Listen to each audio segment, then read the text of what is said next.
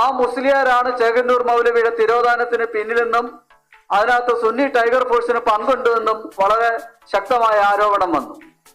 ഇതുവരെ ആ മുസ്ലിയാരെ ഒന്ന് ചോദ്യം ചെയ്യാൻ കേരള പോലീസിനും കഴിഞ്ഞിട്ടില്ല, CBIക്കും കഴിഞ്ഞിട്ടില്ല. ഇവിടെ തുടങ്ങുന്നു. ഈ മതഭീകരതയ്ക്ക് കേരളം മുഴുവൻ അടിമപ്പെട്ടുകൊണ്ടിരിക്കുന്നു എന്ന വസ്തുത നമ്മൾ പൂർണ്ണമായും മനസ്സിലാക്കിയേ കഴിയും. ഇന്ന് ഏതെങ്കിലും ഒരു മതം ഇസ്ലാമിനെതിരെ എന്തെങ്കിലും പറയാൻ പറ്റുന്ന ഒരു സാഹചര്യം ഇന്ന് കേരളത്തിലോ എവിടെയെങ്കിലും ഉണ്ടോ എന്നുള്ള സാഹചര്യം നമ്മൾ പരിശോധിക്കണം. താലിബാൻ എന്ന് പറയുന്ന ഏറ്റവും നികൃഷ്ടവും നിന്ദ്യവുമായ മതഭീകരതയുടെ നീരാളിപ്പിടുത്തത്തിലാണ് ഇന്ന് നമ്മൾ പൊയ്ക്കൊണ്ടിരിക്കുന്നത്.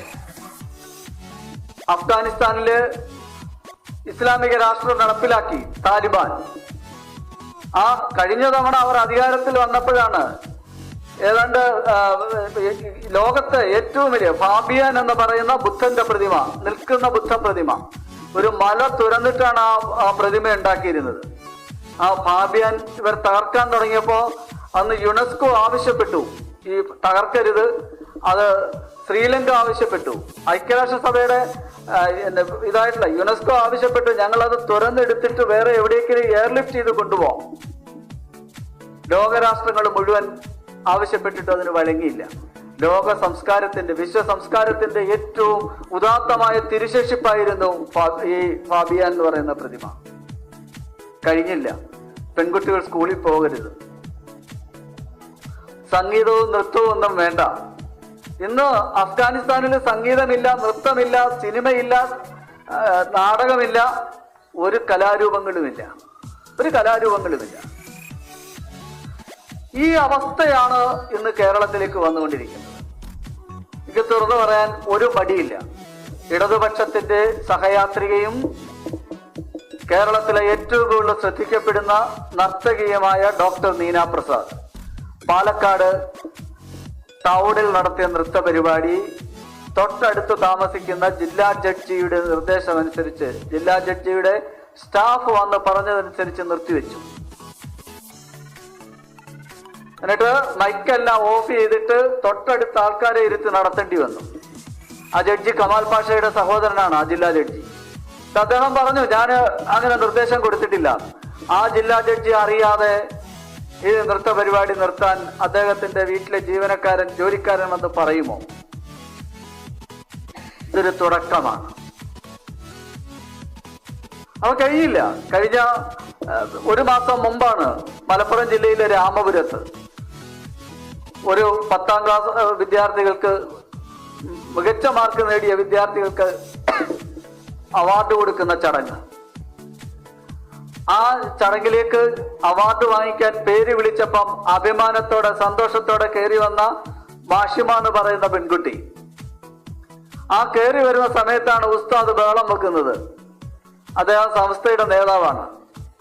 ആ കുട്ടിയോട് വേദിയിൽ നിന്ന് പുറത്തു പോകാൻ പറഞ്ഞു. എന്നിട്ട് ആ വിളിച്ച ആളിനോട് പറഞ്ഞു, ഇനി ഒരാളെ വിളിച്ചാൽ ഞാൻ കാണിച്ചു തരാവും. ഇത് കേരളത്തിന്റെ സംസ്കാരത്തിനും കേരളത്തിന്റെ വിശ്വമാനവികതയ്ക്കും കേരളത്തിന്റെ പാരമ്പര്യത്തിനും കേരളം ഇതുവരെ വളർത്തിക്കൊണ്ടുവന്ന മതനിരപേക്ഷ നിലപാടുകൾക്കും എതിരെയുള്ള അതിശക്തമായ താക്കീതോ വെല്ലുവിളിയോ ആണ് ഇന്ന് ഇസ്ലാമിക ഭീകരർ കേരളത്തിൽ നടത്തിക്കൊണ്ടുവരുന്നത്. അപ്പൊ ഞാൻ കൂടുതൽ ഇതിലേക്ക് പോകുന്നില്ല. എല്ലായിടത്തും ഇന്ന് കേരളം പൂർണ്ണമായിട്ടും ഈ ഭീകരവാദത്തിന്റെ, ഇസ്ലാമിക ഭീകരവാദത്തിന്റെ പിടുത്തത്തിലേക്ക് പൊയ്ക്കൊണ്ടിരിക്കുകയാണ്. അപ്പൊ നമ്മള് കണക്കുകൾ നോക്കുമ്പോ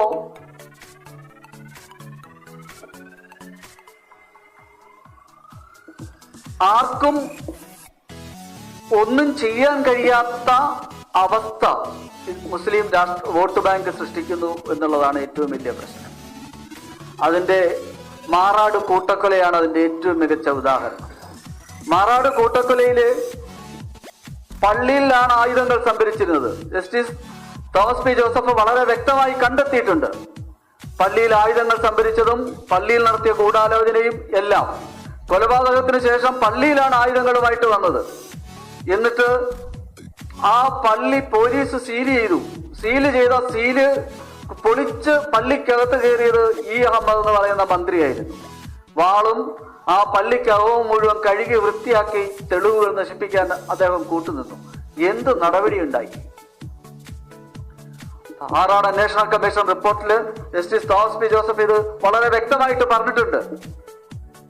അന്ന് കൊലപാതകത്തിന് കൂട്ടക്കൊലയ്ക്ക് പുറത്തു നിന്നാണ് ഫണ്ടിങ് വന്നത്. FM ഫൈനാൻസ് മിനിസ്റ്റർ എന്ന് പറയുന്ന ഒരാളുടെ പേര് അതിനകത്ത് കമ്മീഷൻ എടുത്തു പറഞ്ഞിട്ടുണ്ട്.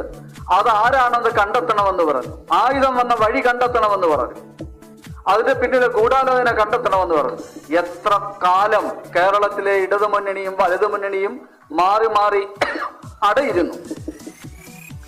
അവസാനം കോടതിയുടെ ഇടപെടൽ ഉണ്ടായിട്ടാണ് ഇപ്പോൾ CBI അന്വേഷണം നടക്കുന്നത്.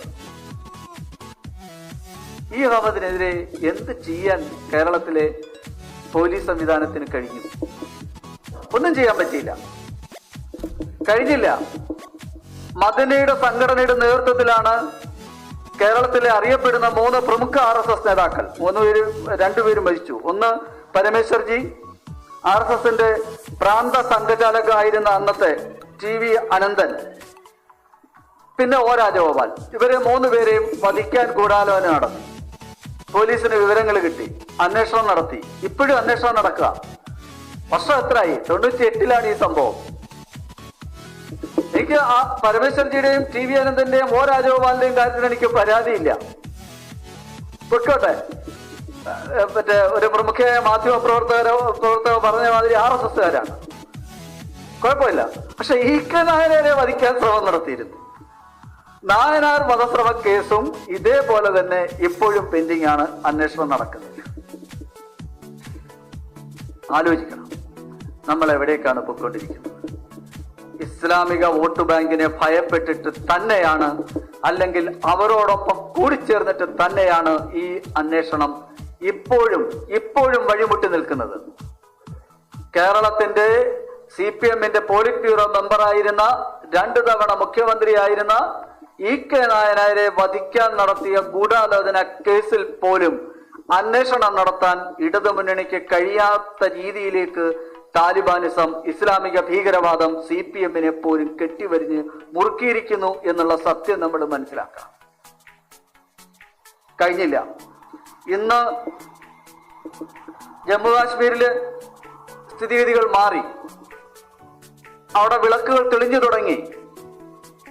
ഇനി ഏതാണ്ട് 105 106 ഭീകരർ മാത്രമേ ഇനി അവശേഷിക്കുന്നുള്ളൂ. അവരുടെ കാര്യം പട്ടാളം നോക്കും. പക്ഷേ കേരളത്തിലെ സ്ഥിതി എന്താ? 2019 ഈസ്റ്റർ ദിവസമാണ് ശ്രീലങ്കയിലെ പള്ളിയിൽ സ്ഫോടനം നടന്നത്. 300-ലേറെ പേര് മരിച്ചു. അപ്പൊ അന്നത്തെ അവരുടെ കരസേനാ മേധാവി ജനറൽ മഹേഷ് സേന നായകെ BBC-ക്ക് നൽകിയ അഭിമുഖത്തില് പറഞ്ഞു, ഒരു സഹറാൻ ഹാഷിമും സഹോദരനുമാണ് ശ്രീലങ്കയിൽ 2 ചാവേറായിട്ട് പൊട്ടിത്തെറിച്ചത്. ഈ സഹറാൻ ഹാഷിം നടത്തിയ ഇതില് നകുംബോ എന്ന് പറയുന്ന പള്ളിയിലാണ് പൊട്ടിത്തെറിച്ചത്. ലവ് ജിഹാദിൽപ്പെട്ട് മതം മാറിയ പുലസ്തീനി രാജേന്ദ്രൻ എന്ന് പറയുന്ന ഒരു പെൺകുട്ടിയാണ് ഒരിടത്ത് ചാവേറായി പൊട്ടിത്തെറിച്ചത്. ലവ് ജിഹാദിന്റെ പ്രശ്നത്തെ കുറിച്ച് പറയുമ്പോൾ ഇവിടെ ആരും ഒന്നും മനസ്സിലാക്കിയിട്ടില്ല. 98 ഞാൻ ഈ വർഗീയതയുടെ അടിവേരുകൾ എന്ന് പറയുന്ന സംഭവത്തിൽ ലവ് ജിഹാദ് എന്ന് പറയുന്ന സംഭവം ഇവിടെ പണം വരുത്തുന്നു എന്ന് പറഞ്ഞപ്പോൾ 2 പേര് മാത്രമാണെന്ന് അതിനെ അംഗീകരിച്ചത്. അന്ന് പോലീസ് DIG ആയിരുന്ന TP സെൻകുമാറും പിന്നീട് അതിനുശേഷം ജസ്റ്റിസ് KT ശങ്കരനും. പിന്നീട് കലാകൗമുദി ഇതിനെക്കുറിച്ച് ആർട്ടിക്കിൾ എഴുതിയെങ്കിലും കലാകൗമുദിയുടെ ആ വാരിക പുറത്തു കണ്ടില്ല. അത് മുഴുവൻ കൂട്ടത്തോടെ വാങ്ങി കത്തിച്ചു കളഞ്ഞു ഇസ്ലാമിക ഭീകരർ. ആ മഹേഷ് സേനാനായകൻ നൽകിയ അഭിമുഖത്തില് സഹറാൻ ഹാഷിമിന്റെ കൂട്ടാളികൾക്കായിട്ടുള്ള തെരച്ചിലും അന്വേഷണവും നടത്തിയത് NIA-യുമായിട്ട് കൂട്ടിച്ചേർന്നാണ്. അത് എത്തി നിന്നതും കേരളത്തിലാണ്. കേരളത്തില് ഇതേപോലെ തന്നെ ചാവേറക്രമം നടത്താൻ പദ്ധതിയിട്ടിരുന്ന റിയാസ് അബൂബക്കർ എന്ന് പറയുന്ന ആളെ NIA കണ്ടെത്തി. റിയാസ് അബൂബക്കർ പാലക്കാട് ജില്ലയിലെ അടമ്പമരം എന്ന് പറയുന്ന സ്ഥലത്തുള്ള ആളാണ്. വളരെ മര്യാദയ്ക്ക് നാട്ടുകാരോടൊക്കെ സഹകരിച്ച് ജീവിച്ചിരുന്ന ഇയാള് കോയമ്പത്തൂർ ജുവലറിയിൽ ജോലിക്ക് പോയതിനു ശേഷം അവിടുത്തെ സലഫി പള്ളിയിൽ നിസ്കരിക്കാൻ പോയി അവിടുന്ന് ഭീകര സംഘടനയിലേക്ക് പോവുകയായിരുന്നു. അവര് ഈ ചാവേർ ആക്രമണം നടത്താനിട്ട് പദ്ധതിയുടെ മുഴുവൻ സംഭവങ്ങളും പുറത്തു കൊണ്ടുവന്നു. റിയാസിന്റെ നേതൃത്വത്തില് പലതവണ കൊച്ചിയിൽ ഇവർ യോഗം ചേർന്നു. അത്തർ വിൽപ്പനക്കാരെന്ന പേരിലാണ് ഇവർ യോഗം നടത്തിയത്. ഇവര് പ്രതീക്ഷിച്ചിരുന്നത് ഇവിടേക്ക് സ്ഫോടനം നടത്താനുള്ള സ്ഫോടക വസ്തുക്കൾ എത്തിക്കാൻ പറഞ്ഞിരുന്നു. അത് സമയത്തെത്താത്തത് കൊണ്ട് മാത്രമാണ് റിയാസ് അബൂബക്കറിന്റെ നേതൃത്വത്തില് ഇവിടെ ഈ സ്ഫോടനം നടക്കാതെ പോയത്. ഇപ്പോഴും അബ്ദുൾ റാഷിദും അഷ്ഹാഖ് മജീദ്, അബ്ദുൽ ഖയ്യൂം തുടങ്ങി കേരളത്തിൽ നിന്ന് പുറത്തു പോകുക IS ഭീകരര് കേരളത്തിലെ IS മൊഡ്യൂളുകളുമായി നിരന്തരം ചർച്ച നടത്തിക്കൊണ്ടിരിക്കുന്നു. നിരന്തരം അവർക്ക് നിരന്തരം നിർദ്ദേശങ്ങൾ കൊടുത്തുകൊണ്ടിരിക്കുന്നു. നിങ്ങൾ ഒരു പക്ഷേ കേട്ടിട്ടുണ്ടാവും, കേരളത്തിലെ ഹിന്ദു ക്ഷേത്രങ്ങൾ, റോഡുകളിലൂടെ നടക്കുന്ന ഉത്സവങ്ങൾ, ആനയെ എഴുന്നള്ളിപ്പുകൾ, വിഗ്രഹങ്ങളുമായി പോകുന്നത് എന്നെ അസ്വസ്ഥനാക്കുന്നു എന്നാണ് വോയിസ് ക്ലിപ്പിൽ പറയുന്നത്. തൃശൂർ പൂരം അടക്കം ഇത്തരത്തിൽ ആളുകൾ കൂടുന്ന എല്ലാ ക്ഷേത്ര ഉത്സവങ്ങളിലേക്കും വണ്ടി ഇടിച്ചു കയറ്റിയും കുടിവെള്ളത്തിൽ വിഷം കൊടുത്തും കൊല്ലണം എന്നാണ് ഭീകര സംഘടനകൾ കേരളത്തിലെ IS മൊഡ്യൂളുകളോട് ആവശ്യപ്പെട്ടിട്ടുള്ളത്. ഇവര് നമ്മുടെ വളരെ അടുത്ത് തന്നെ എത്തിയിരിക്കുന്നു. വളരെ അടുത്ത് തന്നെ ട്രൈ അസറ്റോൺ ട്രൈ പെറോക്സൈഡ് എന്ന സ്ഫോടക വസ്തുവാണ് ശ്രീലങ്കയിൽ ഭീകരർ ഉപയോഗിച്ചത്. സെയിം സാധനം ഇവിടെ ഉപയോഗിക്കാനാണ് ഇവര് പ്ലാൻ ചെയ്തിരുന്നത്. ഇത് എത്തിക്കുന്നതിൽ വന്ന കാലതാമസം കൊണ്ട് മാത്രമാണ് കൊച്ചി അടക്കമുള്ള വൻ നഗരങ്ങൾ രക്ഷപ്പെട്ടത്. അപ്പൊ ഈ തീവ്രവാദത്തിന്റെ മുഴുവൻ വേരുകളും പാകിസ്ഥാനിലേക്കാണ് പോകുന്നത്. കേരളത്തിൽ നിന്ന് കാശ്മീർ റിക്രൂട്ട്മെന്റ് നടത്തി കാശ്മീരിൽ പോയി വെടിയേറ്റ് മരിച്ചപ്പോൾ മാത്രമാണ് നമ്മുടെ ഇന്ത്യ മുഴുവൻ കേരളത്തിൽ നിന്നുള്ള മലയാളികളാണ് പോയതെന്ന് പറഞ്ഞത്. അതില് ഒരു ഉമ്മ മാത്രം പറഞ്ഞു, എന്റെ നാട്ടിനെതിരെ പോരാടാൻ പോയിട്ടുണ്ടെങ്കിൽ അവന്റെ ബോഡി എനിക്ക് കാണണ്ട എന്ന് പറഞ്ഞ ഒരു ഉമ്മ കൂടിയുണ്ട്. അത് കാണുമ്പോഴാണ് പ്രത്യാശ. ഭീകരവാദത്തിന് വേണ്ടി പ്രവർത്തിക്കുന്ന മുസ്ലിങ്ങൾക്കിടയിൽ പോലും നേർവഴിക്ക് ചിന്തിക്കുന്ന നിരവധി മുസ്ലിങ്ങളുണ്ട്, നല്ല വഴിക്ക് പോകുന്ന മുസ്ലിങ്ങളുണ്ട്. ഈ മുസ്ലിങ്ങൾ ആരും തന്നെ, അല്ലെങ്കിൽ ക്രിസ്ത്യാനികളോ പുറത്തുനിന്ന് വന്നവരല്ല, നമ്മുടെ പൂർവ്വപിതാക്കളാണ്. നമ്മുടെ ഒരേ പരമ്പരയിൽപ്പെട്ട നമ്മുടെ പൂർവ്വപിതാക്കളുടെ മക്കൾ തന്നെയാണ് ഇവര്. പക്ഷേ പാകിസ്ഥാനും ഇസ്ലാമിക ഭീകരതയും വിഷം കൊടുത്ത് ഇവരെ ഭാരതത്തിനെതിരാക്കി, നമുക്കെതിരാക്കി, നമ്മുടെ സഹോദരന്മാർക്കെതിരാക്കി മാറ്റിക്കൊണ്ടിരിക്കുന്നു എന്നുള്ളതാണ് പ്രശ്നം. ഇത് ചെറുതായി കാണാൻ പറ്റില്ല. കഴിഞ്ഞ 2 ആഴ്ച മുമ്പ് ജനം TV നടത്തിയ ഒരു ചർച്ചയില് ഞാൻ ഓത്തുള്ളോട് ചോദിച്ചിരുന്നു, 1.5-2 ലക്ഷം രൂപ വീതം ശമ്പളം വാങ്ങുന്ന IT-യിലും ബാക്കിയുള്ള രംഗത്തും പ്രവർത്തിക്കുന്ന ഉന്നത വിദ്യാഭ്യാസം നേടിയ ആൾക്കാരാണ് ഭീകരവാദത്തിലേക്ക് പോകുന്നത് എന്നുള്ളത് മനസ്സിലാക്കണം. ടിൻ സ്ക്വയർ ബിൽഡിങ്ങിന്റെ അമേരിക്കയിലെ ഇതിന് ശേഷം ലോകബാങ്ക് ഇതിനെക്കുറിച്ച് ഒരു പഠനം നടത്തിയിരുന്നു. പ്രിൻസ്റ്റൺ യൂണിവേഴ്സിറ്റിയാണ് പഠനം നടത്തിയത്. അപ്പൊ ആദ്യം വന്ന ഒരു ചിന്ത എന്ന് പറയുന്നത് വിദ്യാഭ്യാസം ഇല്ലാത്ത, ദാരിദ്ര്യം അനുഭവിക്കുന്ന പാവപ്പെട്ടവരാണ് ഈ ഭീകരവാദത്തിന്റെ വഴിയിലേക്ക് പോകുന്നതെന്നും അവരെയാണ് വളയ്ക്കാൻ എളുപ്പമെന്നുമാണ്. അല്ല, ആ യൂണിവേഴ്സിറ്റി നടത്തിയ പഠനത്തില് ചാവേറായ മുഴുവൻ പേരും ഉന്നത കുലജാതരും സാമ്പത്തികമായിട്ടും വിദ്യാഭ്യാസപരമായിട്ടും ഏറ്റവും ഉന്നത നിലയിലുള്ളവരാണെന്നും കണ്ടെത്തി. അതുകൊണ്ട് വിദ്യാഭ്യാസമില്ലാത്തവരല്ല ഇതിനു വേണ്ടി പോകുന്നത്. ഇവര് തെറ്റിദ്ധാരണയിലാണ്. ഇവര് വിചാരിക്കുന്നത് ദാറുൽ ഇസ്ലാം എന്നുവെച്ചാൽ ഇസ്ലാമിക ഭരണകൂടം ഇന്ത്യയിൽ സ്ഥാപിക്കണം, ഇന്ത്യയെ ഇസ്ലാമികവൽക്കരിക്കുക എന്ന ലക്ഷ്യത്തോടു കൂടിയാണ് ഇവർ പ്രവർത്തിക്കുന്നത്. ഇവർ വിചാരിക്കുക ഉടനെ വളരെ ഈസി ആയിട്ട് നടക്കുമെന്നാണ്. അതിന്റെ പേരിലാണ് ഈ ജനസംഖ്യാ വിസ്ഫോടനം സൃഷ്ടിക്കാനുള്ള ശ്രമവും. ഒരു കുടുംബക്ഷേമ പ്രവർത്തനങ്ങളും ഇവർക്ക് ബാധകമല്ല. നല്ല പഠിപ്പുള്ള, നല്ല ഇതുള്ള മുസ്ലിങ്ങൾ മാത്രമാണ് കുടുംബക്ഷേമം 1-2 കുട്ടികൾ മതി എന്നുള്ള തീരുമാനത്തിൽ പോകുന്നത്. ബാക്കിയുള്ളവർ ഇപ്പൊ ഇന്ത്യ പിടിക്കാമെന്നാണ് വിചാരിക്കുന്നത്. എന്നിട്ട് ഇവർ ബദർ പാട്ട്, മലപ്പുറത്തെ മോയിൻകുട്ടി വൈദ്യർ എഴുതിയ പാട്ടാണ്, പടപ്പാട്ട്. ഈ പടപ്പാട്ടിൽ പറയുന്നത് ഇങ്ങനെ ഇത് ചെയ്ത് ഇസ്ലാമിന് വേണ്ടി ഈ കൊല്ലപ്പെട്ടിട്ട് അവിടെ ചെന്നു കഴിഞ്ഞാൽ, സ്വർഗത്തിൽ ചെന്നു കഴിഞ്ഞാൽ 72 ഹൂറികളെ കിട്ടും. 72 ഹൂറികളും സ്വർഗീയ സുഖങ്ങള്. സ്വർഗത്തിലെ ഒരു ഉസ്താദ് പറഞ്ഞ സോഷ്യൽ മീഡിയയിൽ വളരെ ഇതാണ്, എനിക്കൊരു പൊരിച്ച കോഴി കഴിക്കണമെന്ന് തോന്നിയാൽ ആ നിമിഷം ഒരു കോഴി ഇങ്ങനെ ഫ്രൈ ആയിട്ട് നേരെ മുന്നിൽ എത്തുകയാണ്. പിന്നെ അവിടുത്തെ പഴത്തിനൊക്കെ തേനിന്റെ സ്വാദാണത്രേ. ഇങ്ങനെ തേനും ഇങ്ങനെ ഈ പൊട്ടന്മാരെ ഇവര് പറ്റിച്ചോണ്ടിരിക്കുകയാണ് കുറെ ഈ മദ്രസ മുസ്ലിയാരന്മാര്. ഇത് കേട്ട് അറിയണം, ഈ അടുത്തിടയ്ക്ക് അറസ്റ്റിലായ ഒരു ഭീകരൻ അവന്റെ ദേഹത്ത് മുഴുവൻ ബോംബ് വെച്ച് കെട്ടിയിരിക്കുകയാണ്. ഈ ബോംബ് വെച്ച് കെട്ടിയ ഈ ഭീകരനെ ബോംബ് സ്ക്വാഡ് അറസ്റ്റ് ചെയ്തുകൊണ്ട് വന്നപ്പോ അവന്റെ ലൈംഗിക അവയവം മാത്രം മെറ്റൽ കൊണ്ട് പൊതിഞ്ഞിരിക്കുകയാണ്. ആ സ്വർഗത്തിൽ ചെല്ലുമ്പോ 72 കോടികളെ ആലോചിക്കണം. അപ്പൊ ഇമാതിരി പൊട്ടത്തരം പറഞ്ഞ് പഠിപ്പിക്കുകയും ഇതിന് വശംവദരായിട്ട് ജീവിക്കുകയും ചെയ്യുന്ന അവരാണ് ഈ ഭീകരവാദത്തിന്റെ പിടിയിലേക്ക് പൊയ്ക്കൊണ്ടിരിക്കുന്നത്. ഇത് ഇന്നത്തെ അവസ്ഥ നമ്മൾ ഉദ്ദേശിക്കുന്ന ഒരു സിറ്റുവേഷൻ അല്ല. മുസ്ലിം ലീഗിന്റെ കാര്യം എടുത്തു പറയാതിരിക്കാനാവില്ല. കഴിഞ്ഞ ദിവസം കെ എൻ എ ഖാദറിനെ എനിക്ക് വർഷങ്ങളായിട്ട് അറിയാം. നിയമസഭയിൽ വന്നാൽ എല്ലാവരോടും ഏറ്റവും കൂടുതൽ തമാശ പറഞ്ഞ് പോകുന്ന, എല്ലാവരുമായിട്ട് ഒരേപോലെ ബന്ധം വെക്കുന്ന 2-3 MLA-മാരോ. ഒന്ന് ലോനപ്പൻ നമ്പാടനായിരുന്നു. നമ്പാടൻ മാഷ് ഇടയ്ക്ക് വന്ന് പറയും, എന്റെ പ്രസംഗത്തിൽ ഇപ്പൊ കുത്തും കോമയും മാത്രമേ ഉള്ളൂ, ബാക്കി മുഴുവൻ സഭാ നടപടികളിൽ നിന്ന് നീക്കം ചെയ്തു. പിന്നെ PM മാത്യു, കോട്ടയത്തുകാരൻ, കേരള കോൺഗ്രസ്, അദ്ദേഹമാണ് ഏറ്റവും കൂടുതൽ തമാശകൾ പറയുക ഇവരോടൊക്കെ. അതിന് കെ എൻ എ ഖാദറാണ് എപ്പോ വന്നാലും കെ എൻ എ ഖാദർ ഭയങ്കര അക്കാഡമിക് ആയിട്ട് ഏറ്റവും നന്നായിട്ട് സംസാരിക്കുന്ന ആളാണ്. എല്ലാവർക്കും ഭയങ്കര ബഹുമാനമാണ്. കെ എൻ എ ഖാദർ കേസരിയുടെ ഒരു പരിപാടിയിൽ പങ്കെടുത്തതിനാണ് അദ്ദേഹത്തെ വിലക്കിയത്. ഒരു മീഡിയ സ്കൂളില് സ്നേഹബോധി എന്ന് പറയുന്ന ഒരു ബുദ്ധപ്രതിമ ഉദ്ഘാടനം ചെയ്തപ്പോ ഇവിടെയാണ് പ്രശ്നം. ബോധിയും പാബ്യാനും ഇത് താലിബാനിസത്തിന്റെ അതിന്റെ ഇതിലേക്ക് മുസ്ലിം ലീഗ് അതിവേഗം പൊയ്ക്കൊണ്ടിരിക്കുന്നു.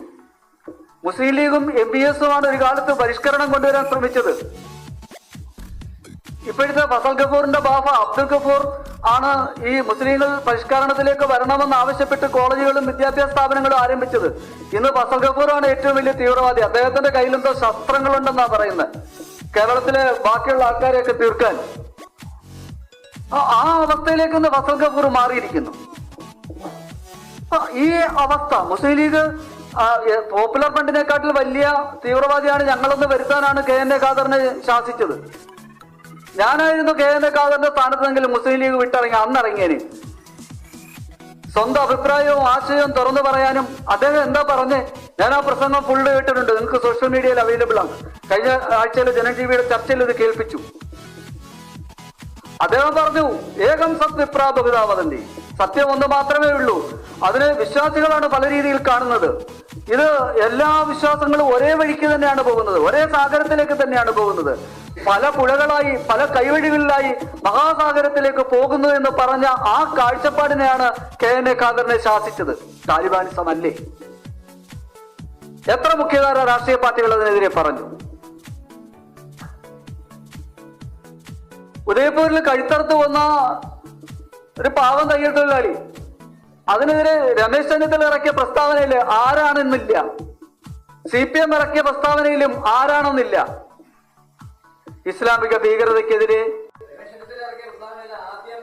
അല്ല, രണ്ടാമത് മാറ്റി. അതെ, പക്ഷെ അത് മാറ്റി. അപ്പൊ ഇത് പറയാനുള്ള തന്റെ ഇടം പോലും ഇല്ല, കാരണം വോട്ട് ബാങ്കാണ്. അപ്പൊ ഈ സാഹചര്യം നമ്മൾ മനസ്സിലാക്കണം.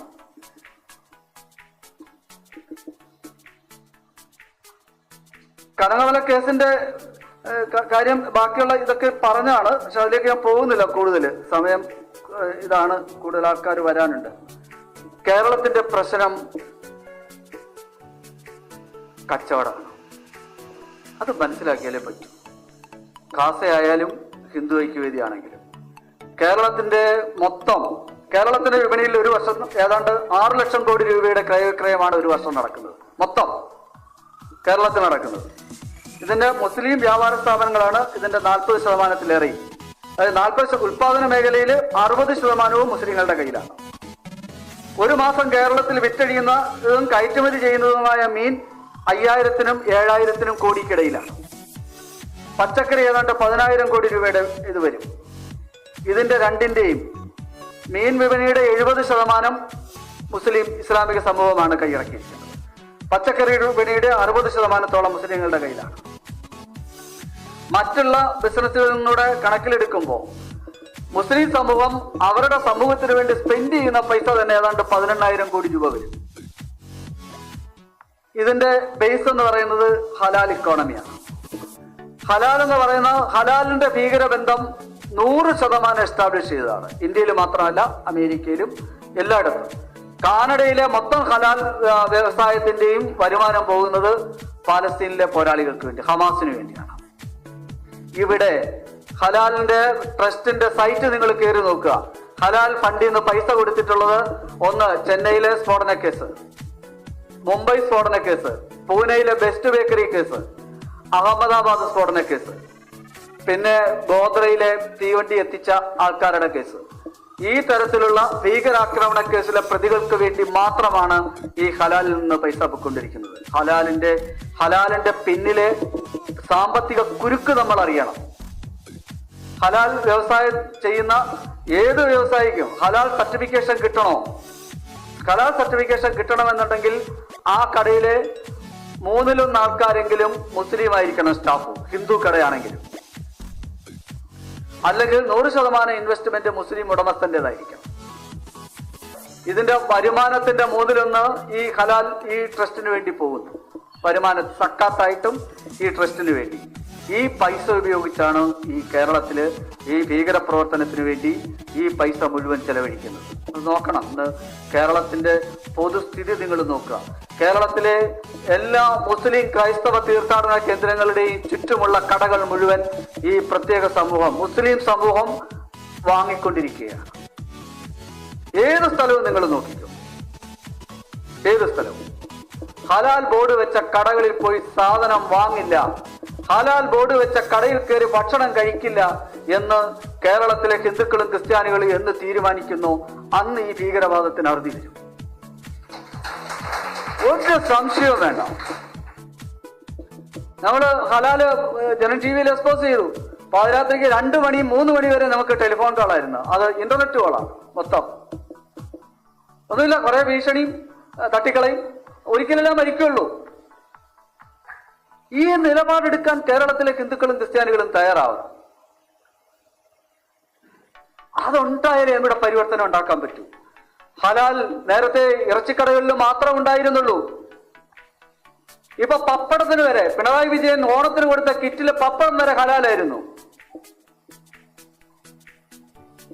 മലപ്പുറം ജില്ലയിൽ സന്ദർശനത്തിന് പോകുമ്പോൾ വേണ്ടി വന്നാൽ ഇടത്തോട്ട് മുണ്ടെടുക്കാൻ പോലും പിണറായി തയ്യാറാണ്. അതാണ് അദ്ദേഹത്തിന്റെ തീവ്രവാദത്തോടുള്ള അല്ലെങ്കിൽ ഇസ്ലാമിക ഭീകരതയോടുള്ള അദ്ദേഹത്തിന്റെ കൂറും കാഴ്ചപ്പാട്. സിമി പിരിച്ചുവിട്ട് കഴിഞ്ഞപ്പോ സിമി അറിയാമല്ലോ, ഇസ്ലാമിന്റെ മോചനം ഇന്ത്യയിലൂടെ എന്ന് പ്രസംഗിച്ചത് പോസ്റ്റർ വെച്ചത് അവരാണ്. കേരളം മുഴുവൻ, ഇന്ത്യ മുഴുവൻ വെച്ചു. പക്ഷെ പോസ്റ്റർ വെച്ചെടുത്തൊക്കെ മറുപടി പോസ്റ്റർ വന്നു, ഇസ്ലാമിന്റെ അന്ത്യവും ഇന്ത്യയിൽ തന്നെയാണ്. അടിച്ചാൽ തിരിച്ചടിക്കാൻ തയ്യാറാണ്, അതിന് നട്ടുള്ള സമൂഹം. ഞാൻ കോട്ടയത്ത് വെച്ചിട്ട് പറയുമ്പോൾ വൈക്കം പത്മനാഭപിള്ളയുടെ കാര്യം നിങ്ങളെ ഓർമ്മിപ്പിക്കുക. ശ്രീ പത്മനാഭന്റെ കൊടിമരത്തില് ഞാൻ എന്റെ കുതിരയെ കെട്ടുമെന്ന് പറഞ്ഞ് വന്ന ടിപ്പു സുൽത്താനെ കാലുവെട്ടി ഞൊണ്ടിയാക്കി ഇവിടുന്ന് പാലക്കാട് ചുരം വഴി മണ്ടിച്ച പത്മനാഭപിള്ളയുടെ നാട്ടിലാണ് നമ്മൾ ജീവിക്കുന്നത്. നമുക്കൊരു ജീവിതമല്ല ഉള്ളൂ. അടുത്ത ജന്മം വരുമ്പോഴല്ലേ തന്റെ ഇടത്തോടെ പ്രശ്നങ്ങളെ നേരിടാൻ കഴിയണ്ടേ? ഭീകരവാദത്തിനെതിരെ നിലപാടെടുക്കാൻ കഴിയണ്ടേ? എന്തിനാണ് ഇങ്ങനെ നട്ടല്ലില്ലാത്ത ഒരു സമൂഹമായിട്ട്, അഴകുഴമ്പൻ സമൂഹമായിട്ട് നമ്മൾ ജീവിക്കുന്നത്? ആലോചിക്കണം. ഹലാൽ ബോർഡ് വെച്ച കടയിൽ കയറില്ല എന്ന് ഹിന്ദുക്കളും ക്രിസ്ത്യാനികളും തീരുമാനിച്ചാൽ ഈ ടെററിസത്തിന്റെ ഫൈനാൻസിങ് അതോടെ തീരും. അവിടെ തീരും ഈ പ്രശ്നം. ഓരോ അവതാരവും ഇല്ല. എന്ത് അവതാരം വന്നാലും അതിനെ നേരിടാൻ ഹിന്ദു ക്രൈസ്തവ സമൂഹത്തിന് കഴിയണം.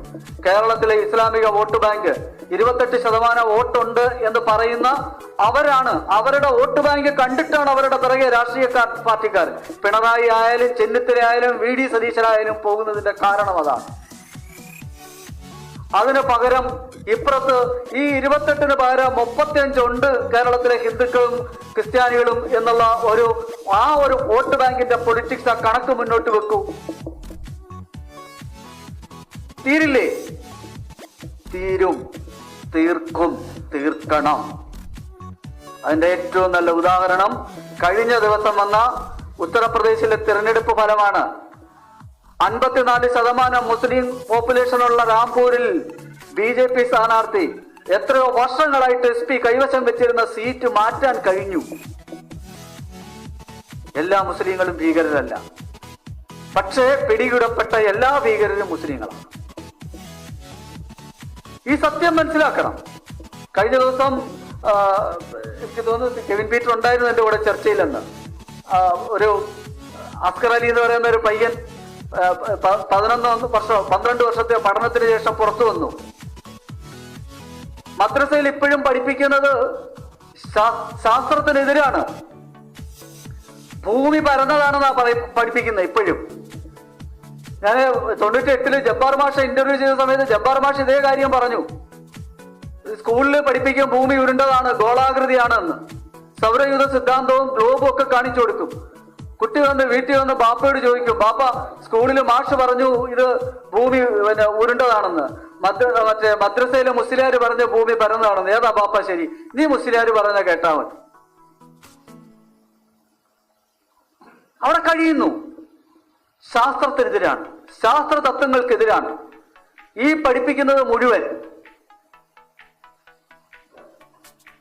ഞാൻ കൂടുതൽ വിശദാംശങ്ങളിലേക്ക് പോകുന്നില്ല. അവിടെ ഈ മദ്രസ വിദ്യാഭ്യാസത്തിലാണ് ഭീകരവാദത്തിന്റെ കുഞ്ഞുങ്ങളെ നമ്മൾ ഉണ്ടാക്കി വിടുന്നത്. ആ മദ്രസ വിദ്യാഭ്യാസം ആധുനികീകരിക്കണം.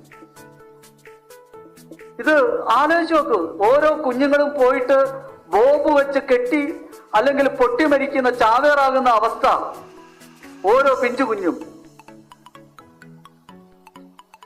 സ്വന്തം മതം, ആ മതം എന്തു ആയിക്കോട്ടെ, ആ മതത്തിന്റെ ചിന്താഗതിക്കനുസരിച്ച് ഈശ്വര സായുജ്യം നേടാൻ, ഈശ്വര സാക്ഷാത്കാരം നേടാൻ അവൻ എന്തും ചെയ്യട്ടെ.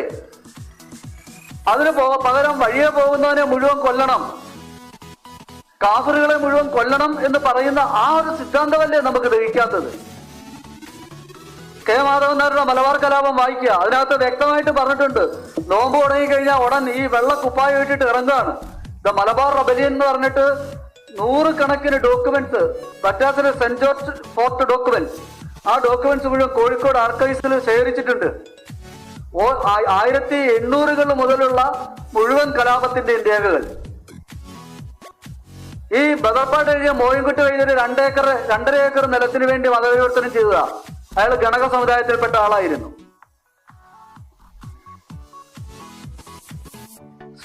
സ്വാഭിമാനമില്ലാത്ത, സ്വത്വബോധമില്ലാത്ത ഒരു തലമുറ. ആ തലമുറയാണ് ഒരു പക്ഷേ മാപ്പിള കലാപകാലത്ത് ഇസ്ലാമിക ഭീകരരോട് ഏറ്റുമുട്ടിയ സ്ത്രീകൾ വരെ ഉണ്ടായിരുന്നു. സ്ത്രീകള് മതം മാറാൻ പറ്റില്ല എന്ന് പറഞ്ഞവരെ പുഴയിൽ കൊണ്ടുപോകാന്നാ പറഞ്ഞ. പുഴയിൽ കൊണ്ടുപോയി കുളിപ്പിച്ചു വരാൻ പറഞ്ഞു. വെട്ടിപ്പുഴയിലിട്ടു. തൂരിലെ കിണറ് അവിടെ മുന്നിൽ. ഇത് അതിന്റെ 100-ാം വാർഷികമാണ്. അന്ന് വാളുകൊണ്ട് വന്ന് കൊല്ലാൻ ശ്രമിച്ചപ്പോ മതപരിവർത്തനം ചെയ്യപ്പെട്ട അണ്ണന്മാരാണ് ഇപ്പൊ നമ്മളെ പേടിപ്പിക്കാൻ വരുന്നത്, അവരുടെ പിന്മുറക്കാർ. വ്യക്തമായ ശക്തമായ നിലപാടോടുകൂടി അതിശക്തമായ ഒരു വോട്ട് ബാങ്ക്.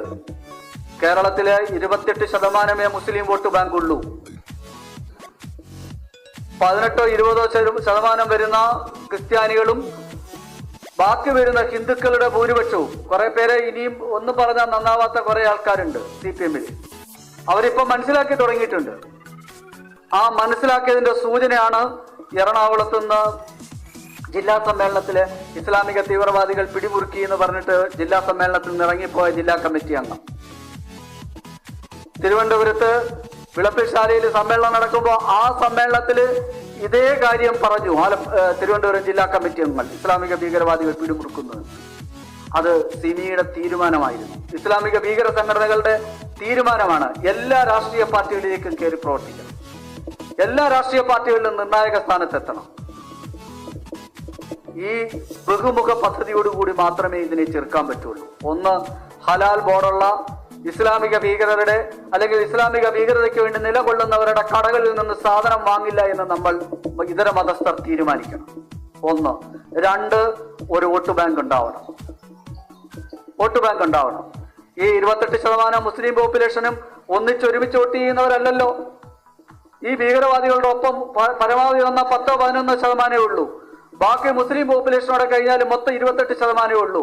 അതിന് പകരം 30-35% വരുന്ന ഒരു കൺസോളിഡേഷൻ ഹിന്ദുവിന്റെയും ക്രിസ്ത്യാനിയുടെയും ഭാഗത്തു നിന്ന് ഉണ്ടാകുന്ന ദിവസം ഭീകരവാദത്തിന് കേരളത്തിൽ അറുതി വരുത്താനാവും. ഇല്ലെങ്കിൽ കാശ്മീരിലെ പഴയ സ്ഥിതിയിലേക്ക് നമ്മൾ പോകും. നമ്മൾ ഇപ്പോൾ പൊയ്ക്കൊണ്ടിരിക്കുന്നത് ആ അവസ്ഥയിലേക്കാണ്.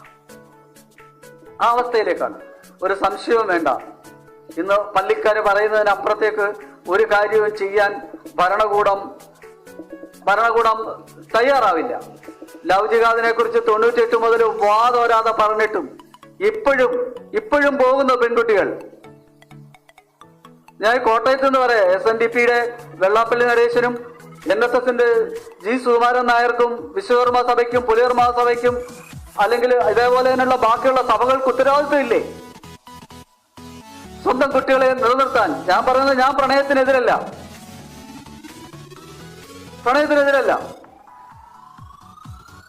എന്റെ മൊയ്തീൻ സിനിമയിലെ കാഞ്ചനമാല എന്ന് പറയുന്നത് എന്റെ ഏറ്റവും ക്ലോസ് ആയിട്ടുള്ള ഫ്രണ്ടിന്റെ ചേച്ചിയാണ്. അവരെ കുറിച്ച് വർഷങ്ങൾക്ക് മുമ്പ് മാതൃഭൂമിയിൽ ജോലി ചെയ്യുന്ന സമയത്ത് കാഞ്ചനമാലയുടെയും മൊയ്തീന്റെയും പ്രണയത്തെക്കുറിച്ച് ഞാൻ വാർത്ത ചെയ്തിട്ടുണ്ട്. ആ കാഞ്ചനമാല ആ മൊയ്തീന്റെ വീട്ടിലായിരുന്നു അന്ന് താമസിക്കുന്നത്, അവിടെ തയ്യൽ പരിശീലന കേന്ദ്രമൊക്കെ ആയിട്ട്. പ്രണയത്തിനെതിരല്ല. എത്രയോ പേര് മുസ്ലിങ്ങളും ഹിന്ദുക്കളും അല്ലെങ്കിൽ മുസ്ലിങ്ങളും ക്രിസ്ത്യാനികളും ഹിന്ദുക്കളും ക്രിസ്ത്യാനികളും ഒക്കെ കല്യാണം കഴിക്കുന്നുണ്ട്. പക്ഷേ ഇതല്ല. ഇത് ചെയ്ത ഓരോ കേസും എണ്ണ വിട്ട് ഞാൻ പറയാം. ഓരോ കേസിലും ഒരു കുട്ടിയാവുമ്പോൾ അല്ലെന്നുണ്ടെങ്കിൽ ലൈംഗികമായി ദുരുപയോഗം ചെയ്തതിന് ശേഷം ചണ്ടി പോലെ വലിച്ചെറിഞ്ഞ പെൺകുട്ടികൾ എത്രയാണ് കേരളത്തിലുള്ളത്? അവരെ ഇത് ലവ് ജിഹാദ് ഇല്ല എന്ന് പറയുമ്പോൾ വെല്ലുവിളി ഏറ്റെടുത്ത് ജനൻ ടിവിയിൽ നമ്മൾ ചർച്ച കൊണ്ടുവന്നു. ഈ തരത്തിലുള്ള ആൾക്കാരെ, ലവ് ജിഹാദും ഇന്റലക്ച്വൽ ജിഹാദിനും വിധേയരായവരെ നമ്മുടെ സമൂഹത്തിലുള്ളവരെ ബോധവൽക്കരിക്കണ്ടേ? ഞാൻ കൂടുതൽ നീട്ടുന്നില്ല. വളരെ പ്രമുഖരായ രണ്ടുപേർ ഇനി സംസാരിക്കാനുണ്ട്. പക്ഷേ ഈ ഒരു പരിവർത്തനത്തിന്റെ ദീപം തെളിയിക്കാൻ നമുക്ക് കഴിയണം. തീർച്ചയായിട്ടും ഓരോ മടിയില്ല. എല്ലാ മുസ്ലിങ്ങളും ഭീകരരല്ല. പക്ഷെ ഭീകരരെല്ലാം മുസ്ലിങ്ങളാണ് എന്നുള്ള കാര്യം ഇസ്ലാം തിരിച്ചറിയണം. ഇത് വളരെ പോസിറ്റീവായിട്ട് ആ ഒരു ജന്മം ആകെ എത്ര ദിവസം 36,500 ദിവസത്തിനുള്ളിൽ ജീവിക്കുന്നില്ല. ആ ജീവിതത്തിനിടയ്ക്ക് ഈ ഭാരതം മുഴുവൻ ഇസ്ലാമികവൽക്കരിക്കാമെന്ന് അവന്റെ ഏറ്റവും 1000 വർഷമായിട്ട് ഇവിടെ ശ്രമിച്ചു നോക്കിയതാണ്. ബക്കാളയും ബ്രിട്ടീഷ് രാജ്ഞിയും ശ്രമിച്ചത് ഇവിടുത്തെ വിദ്യാഭ്യാസ സമ്പ്രദായം തകർക്കാനാണ്. താരാസിംഹന്റെ ഇന്ത്യ ചരിത്രം വായിക്കുക. എന്നിട്ടും ഭാരതത്തിന്റെ വിദ്യാഭ്യാസം അതേപടി നിലനിൽക്കുന്നു. ഇത്രയും കാലത്തിന് ശേഷവും 1865 തുടങ്ങിയ പോരാട്ടമാണ് അയോധ്യയ്ക്ക് വേണ്ടി. ഇപ്പോഴാണ് അവസാനിച്ചത്. ഒരു കനല്, CPM-കാരുടെ ഭാഷ ഞാൻ കടമെടുക്കുകയാണ്, ഒരു കനൽ എവിടെയെങ്കിലും അണയാതെ ഉണ്ടാവും. ആ അണയാതെ ഉണ്ടാവുന്നിടത്തോളം കാലം ഹിന്ദുത്വം നിലനിൽക്കും. ഹിന്ദുത്വം നിലനിൽക്കുന്ന ദിവസം വരെ ഇവിടെ ക്രിസ്ത്യാനികൾക്കും പാഴ്സികൾക്കും ജൂതന്മാർക്കും ഒക്കെ സ്ഥാനം ഉണ്ടായിരിക്കൂ എന്ന കാര്യം ക്രൈസ്തവ സഹോദരന്മാരും കൂടി തിരിച്ചറിയണം. ഹിന്ദുത്വം എവിടെയൊക്കെ ഇല്ലാണ്ടായോ അവിടെയൊക്കെ ഇസ്ലാമിക അധിനിവേശം ഉണ്ടായ മുഴുവൻ സ്ഥലങ്ങളിലും ക്രൈസ്തവരെ, ഹാഗിയ സേഫിയ അടക്കമുള്ള ഓരോ കാര്യങ്ങളും നമ്മുടെ മുന്നിൽ ജീവിക്കുന്ന ഉദാഹരണങ്ങളാണ്. അതും മനസ്സിലാകണം.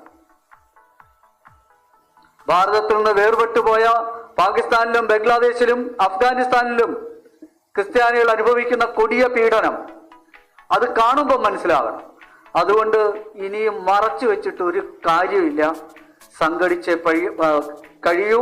ശ്രീനാരായണ ഗുരുദേവൻ പറഞ്ഞതാണ് ശരി. സംഘടിക്കുക, ശക്തരാവുക.